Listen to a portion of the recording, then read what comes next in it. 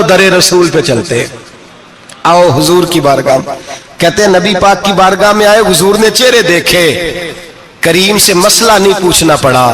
मेरे मुस्तफा करीम ने फरमाया भूख लगी हुई है तुम तीनों को, 3-4 दिन हो गए। अल्लाह के रसूल ने फरमाया मुझे पूरा हफ्ता हो गया है। सबब कुछ और है जिसको तो खुद समझता है। जवाल बंदा ए मोमिन का बेजरी से नहीं, भूख नुकसान का वजह नहीं बनी, वजह कोई और बनी है। रिश्वतें के जो बाजार गर्म हुए हैं लूट मार के, ये रोटी के लिए नहीं, ये ज्यादा खाने के लिए, ये बैंक बैलेंस के लिए गर्म है। ये लूट मार का मकसद कोठियां बनाना है, रोटी का तो रब करीम का वादा है। तो जो रोज रोता है शाम को कि मेरा कारोबार कोई नहीं, असल में कहता है बंगला कोई नहीं, असल में कहता है कार कोई नहीं, पजारो कोई नहीं, रोटी तो अल्लाह अता फरमाता है, उसका वादा है। फरमाया हुजूर ने 3 दिन बीत गए, चलो। मेरा बेतकल्लफ सहाबी अबुल हसन अंसारी, वो बड़े नसीब वाले होते हैं जिनको मेरे नबी पाक खुद कहते थे कि तेरी फलानी जिम्मेदारी है। इस जमाने का तो किसी को कह दिया जाए ये तेरी जिम्मेदारी है तो कहता है ये तो फटीके डालने लग गया है, यहां से तो छुट्टी कर देनी चाहिए। खुश होते थे सहाबा के हमारी जिम्मेदारी लगी। कहते हैं हजरत अबुल हसन अंसारी के घर गए, नबी पाक ने फरमाया भूख बड़ी लगी है, खाना ला। कहते हैं हुजूर ने उसे कहा तो उस आदमी को तो वजद ही हो गया। उसने कहा मेरे इतने नसीब कि हुजूर का ये खाना खिला। आओ देखो दुनिया वालों, आज जो सबसे ज्यादा इज्जत वाला है वो मेरा मेहमान बना हुआ है। फरमाते हैं वो दौड़े गए, बकरी उठाई, ज़िबा की, बीवी को कहने लगे रोटी तैयार कर। उधर खजूरें तोड़ी, अंगूर तोड़े, कहने लगे हुजूर आप जब तक तनावुल करें तब तक खाना पक जाता है। हजरत उमर कहते हैं रोटी पक के आई, बड़ा प्यारा गोश्त, बड़ा अच्छा सालन, बड़ा खूबसूरत खुलूस वाला खाना। फरमाते मैंने बड़ा ही खाया।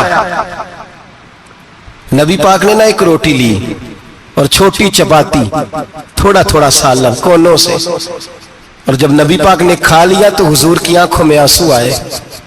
हजरत अमर कहने लगे हुजूर रोए क्यों? नबी पाक ने फरमाया सोचता हूँ 7 दिन के फाके के बाद खाया है, पर डरता हूँ रब इसका हिसाब पूछेगा तो जवाब कैसे देना है, इसका हिसाब भी तो देना है ना जो खाया है। तो हजरत उमर फारूक के हाथ में कुछ चीज थी, जोर से जमीन पे मारी, का महबूबा 7 दिन के बाद भी रोटी खाए तो हिसाब देना है। नबी पाक फरमाने लगे उमर वो मालिक है ना, तो जब देता है तो हिसाब नहीं ले सकता, हिसाब तो देना है, हिसाब तो देना है, तैयारी रखो। सहाबा किराम फरमाते हमने इरादा किया कि आज के बाद हम फिर फाके करेंगे, कम खाएंगे, इसलिए कि हिसाब देना है। मेरे भाई वो फाका कशी करते थे, डरते थे। यहाँ तो लोग खा के बीमार है, खाते जा रहे हैं, सोते जा रहे हैं, खाते जा रहे हैं, सोते जा रहे हैं। ये भी वक्त आएगा रमजान शरीफ का, सवेरे दर्स पे आओ कहते नींद बड़ी आती है, सवेरे 2 सिपारे पढ़ के सोया करो कहते साहब नींद बड़ी आती है। फजर के बाद ही तो वक्त होता है अल्लाह अल्लाह करने का, शहरी का, खाते जा रहे हैं, सोते। लोग जमात से नमाज नहीं पढ़ते, सो जाते, जमात का सवाब छोड़ के सो जाएंगे। भाई रमजान मुबारक में फाका कशी की ट्रेनिंग होती है, फाका कशी की तरबियत ले, रमजान में रोके अपने आप को, तरबियत होगी। और हमारे सूफिया फरमाते हैं जो ज्यादा खाता है उसका नफ्स उसको ज्यादा पे माइल करता है, ख्वाहिशात नफ्स पैदा होती हैं। मेरे नबी पाक अलैहिस्सलाम ने जवानों को हुक्म दिया है, या माशरल शबाब, ओ जवानों, या रसूलल्लाह क्या हुक्म है? फरमाया या निकाह कर लो अगर ताकत है, नहीं ताकत तो रोजे रखो। हुजूर रोजे से क्या होगा? फरमाया तुम्हारा नफ्स कुचला जाएगा, शैतान वसवसा अंदोजी नहीं करेगा।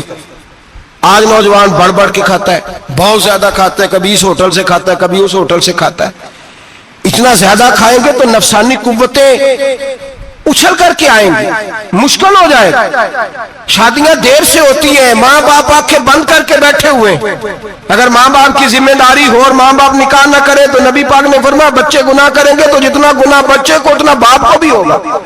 तो माँ बाप चुप है, दूसरा शादी मुश्किल बड़ी है, महंगी बड़ी, और तीसरा नहीं कर रहे कुछ लोग तो रोजे भी नहीं रख रहे। तो रमजान उनके लिए भी वक्त है, नफसानी कुव्वतें कुचली जाएंगी। खाना जितना कम खाया जाएगा उतना वजूद के अंदर नफसानी ख्वाहिशात कम पैदा होंगी। तो रमजान तो प्रैक्टिस है मुजाहिदे की, दीन की। और दूसरा मेरे हबीब पाक सल्लल्लाहु अलैहि वसल्लम ने फरमाया है, हुजूर फरमाते हैं कि रमजान और कुरान का आपस में रिश्ता है। कुरान पाक कितना पढ़ना चाहिए रोजाना? ज्यादा से अल्लाह जज़ा दे, उम्मीद है आप ज्यादा से ज्यादा ही पढ़ते होंगे।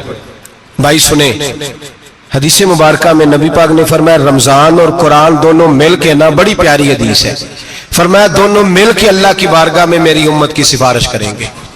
रमजान और अल्लाहु अकबर। किस तरह? नबी पाक फरमाते हैं रमजान कहेगा ए अल्लाह दिन के वक्त मैंने इसे तेरी रजा के लिए खाने पीने से बाज रखा, और कुरान कहेगा या अल्लाह रात को तेरी रजा के लिए खड़ा होकर ये कुरान सुनता था।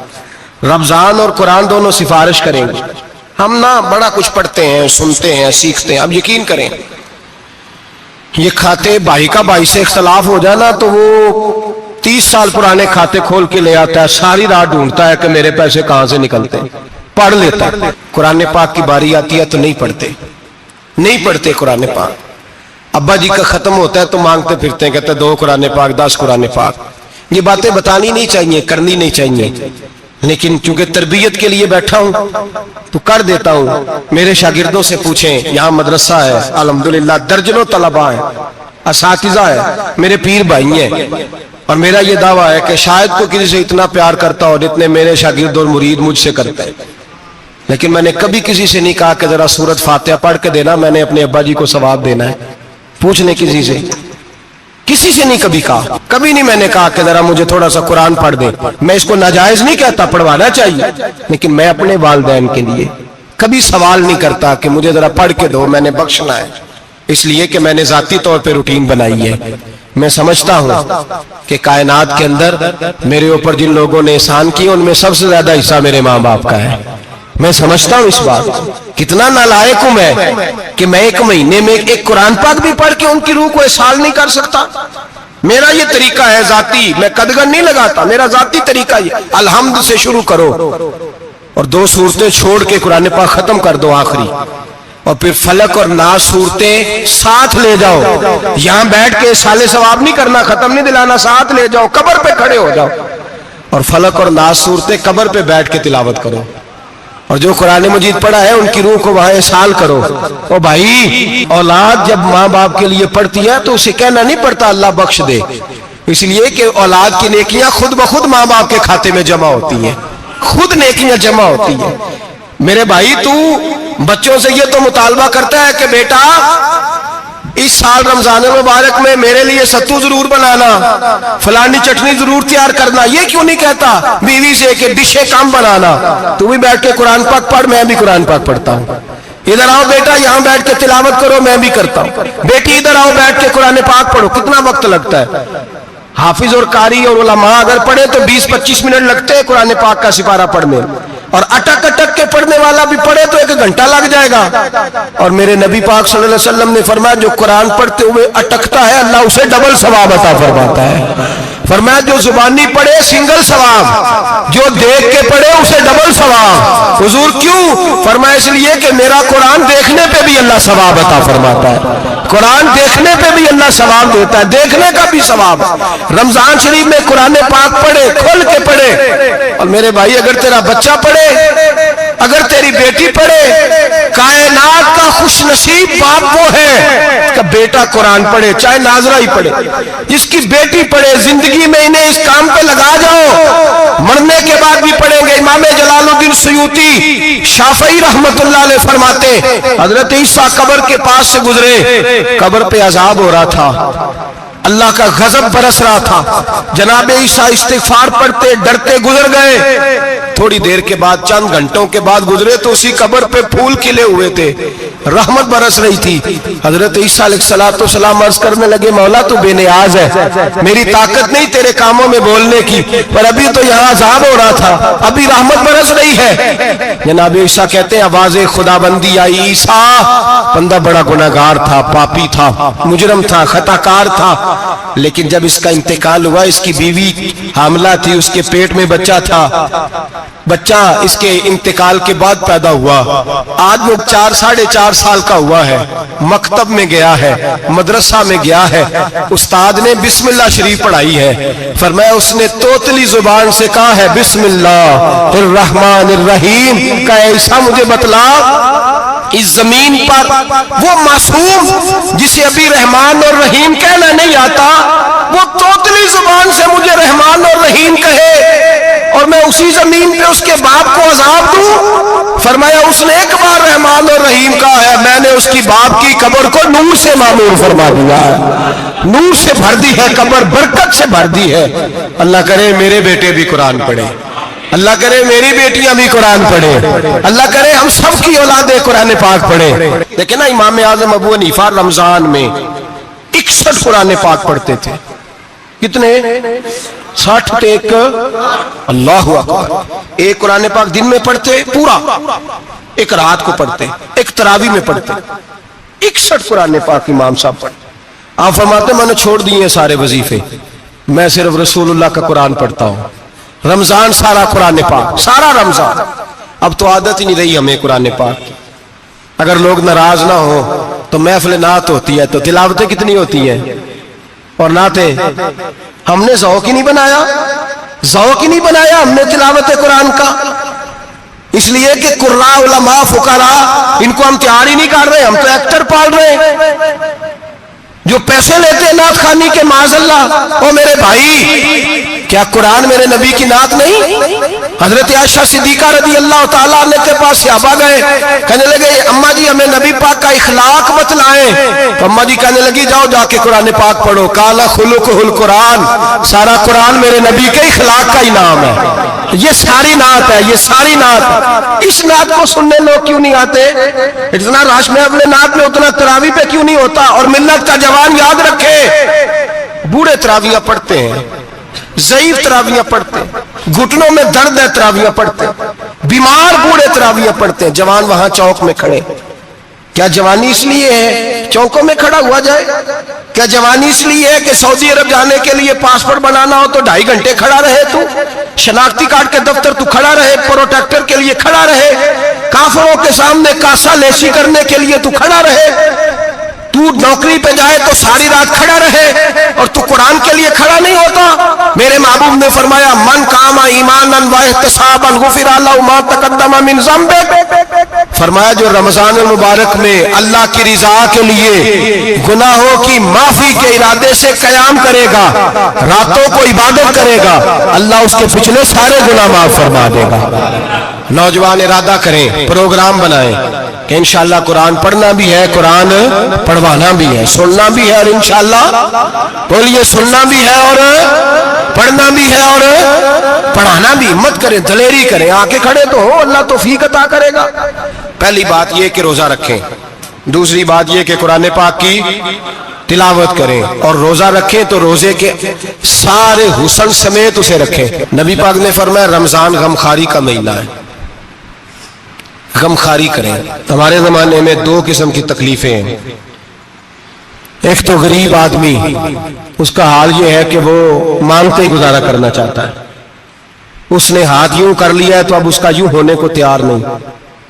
ضرورت اگر کسی آدمی کو کسی دروازے پہ لے جاتی ہے تو برا نہیں، لیکن سوال کا اپنے اوپر دروازہ کھول لینا یہ ٹھیک نہیں۔ فاقہ کشی پیدا کریں، حوصلہ پیدا کریں، تھوڑے پہ گزارا کرنا سیکھیں۔ غریبوں کو بھی اجازت نہیں کہ وہ نکل کھڑے ہوں میدان میں مانگنے کے لیے، ٹولیاں نکلتی ہیں رمضان میں، جتھے نکلتے ہیں خیرات کٹھی کرنے والے۔ بچیں، میرے نبی پاک صلی اللہ علیہ وسلم نے فرمایا جس نے بغیر ضرورت کے سوال کیا جب قیامت کے دن آئے گا تو اس کے چہرے کے اوپر گوشت نہیں ہوگا، صرف ڈھانچہ ہی ہوگا۔ اتنی بھیانک صورت میں آئے، بغیر اشد ضرورت کے سوال نہ کر، کبھی سوال نہ کر۔ اور امیروں سے گزارش ہے کہ رمضان ہمدردی کا مہینہ ہے، ہمدردی کریں تو سامنے والے کی عزت کا بھی خیال کریں۔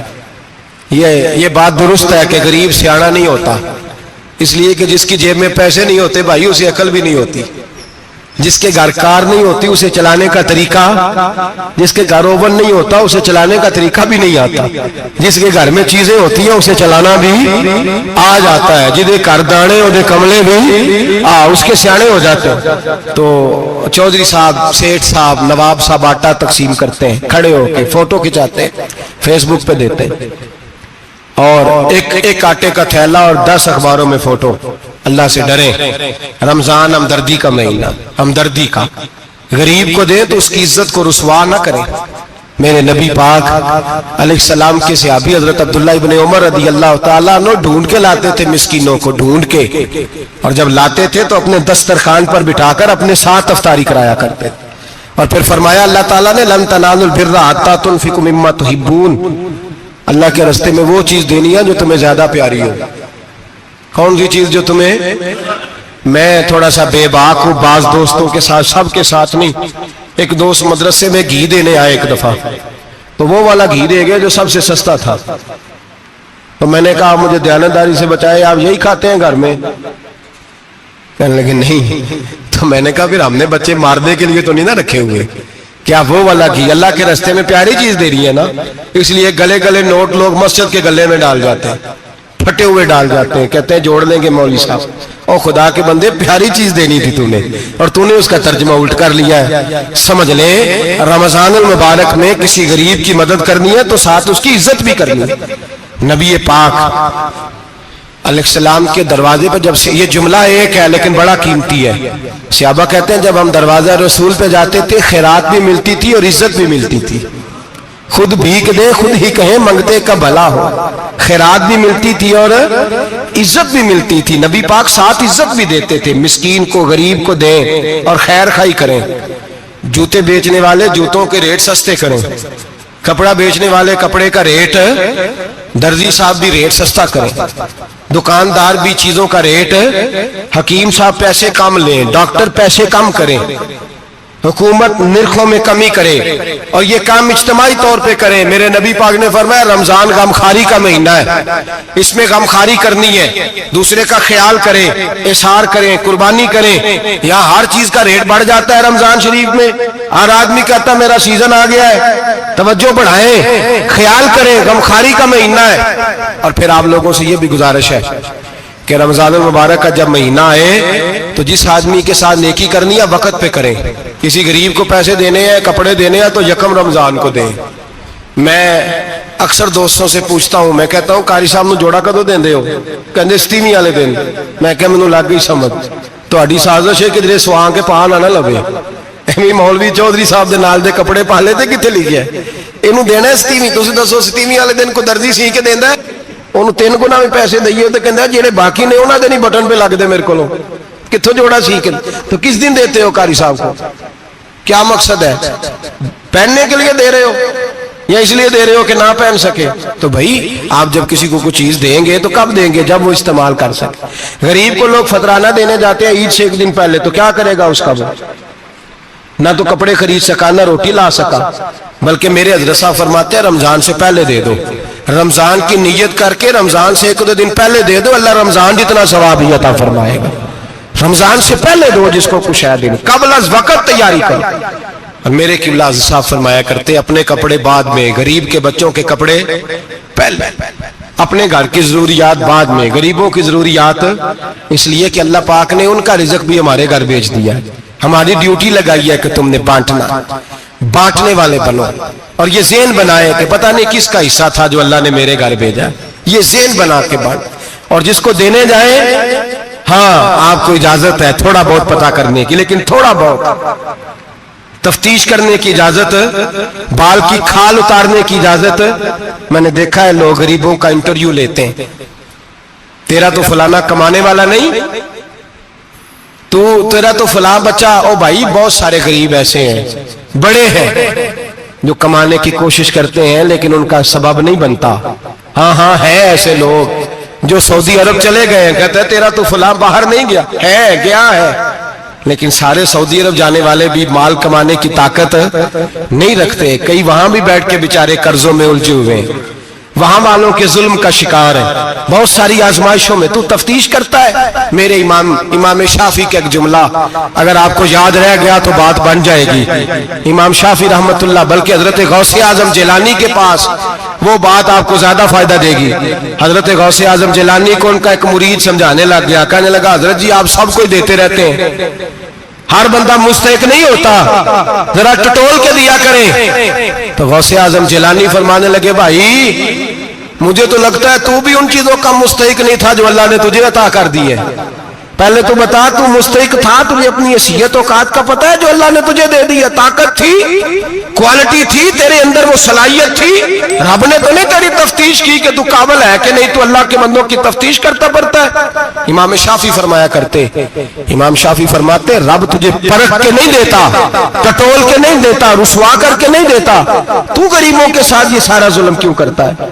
بس پتہ چل گیا وہ ضرورت مند ہے تو دے، اس لیے کہ اجر تجھے غریب نے نہیں دینا، اجر اللہ نے دینا ہے، اور اللہ اجر عمل پہ نہیں دیتا، اللہ تو نیت پہ اجر عطا فرماتا ہے۔ تو نیت دیکھ تیری کس طرح کی، تو میرے بھائی غریب کو دے، قبل از وقت دے۔ رمضان مبارک میں چوتھا کام، بات آخری اور چوتھا کام سنیں، رمضان میں دین سیکھیں۔ شیطان قید ہوتا ہے زیادہ سے زیادہ، اور جب آدمیوں کا پیٹ خالی ہوتا ہے نا تو ذہن جو ہوتا ہے نا وہ بھی اس کا فریش ہوتا ہے، اس میں کوشش کریں دین سیکھنے کی۔ میرے نبی کریم صلی اللہ علیہ وسلم نے اس دین کو علم کا دین قرار دیا ہے، شعور کا دین قرار دیا ہے، فہم کا دین قرار دیا۔ نبی پاک صلی اللہ علیہ وسلم نے فرمایا ایک عبادت کرنے والا عشاء کے بعد کھڑا ہو اور فجر تک نماز پڑھتا رہے، ایک عالم دین عشاء پڑھ کے سو جائے، اٹھ کے فجر پڑھ لے، تو وہ 70 عبادت کرنے والوں کا درجہ زیادہ نہیں، عالم کا درجہ پھر بھی زیادہ ہے، اس عالم دین کا درجہ زیادہ ہے، اس لیے کہ وہ لوگوں کو آگاہی دیتا ہے، شعور بخشتا ہے۔ یہ دین جو ہے یہ، اور نبی پاک صلی اللہ علیہ وسلم نے فرمایا عبادت کرنے والے پر عالم کا درجہ اتنا ہی زیادہ ہے جتنا میرا درجہ اپنے غلاموں پر زیادہ ہے۔ عالم کو حضور نے اتنا بڑا مقام دیا، دین سیکھیں، شعور حاصل کریں، یہ فقاہت کا دین ہے، شعور حاصل کرنے کا دین ہے۔ اور نبی پاک صلی اللہ علیہ وسلم نے فرمایا دین کی ایک بات سیکھ لینا 1000 نفل پڑھنے سے زیادہ درجہ رکھتی ہے، دین کی ایک بات سیکھ لینا 1000 جنازے میں شرکت سے زیادہ درجہ رکھتی، دین کی ایک بات سیکھ لینا، میرے نبی پاک صلی اللہ تعالی علیہ وسلم ارشاد فرماتے 1000 مریض کی عیادت کرنے سے زیادہ درجہ رکھتی۔ فرمایا جس نے رات کے ایک لمحے میں دین کی ایک بات سیکھی، اللہ اسے ساری رات عبادت کرنے سے زیادہ ثواب عطا فرمائے گا۔ میرے اچھا فرمایا کرتے جب سیکھنے والے کو یہ ثواب ملے گا تو بتائیے سکھانے والے کو کتنا ثواب۔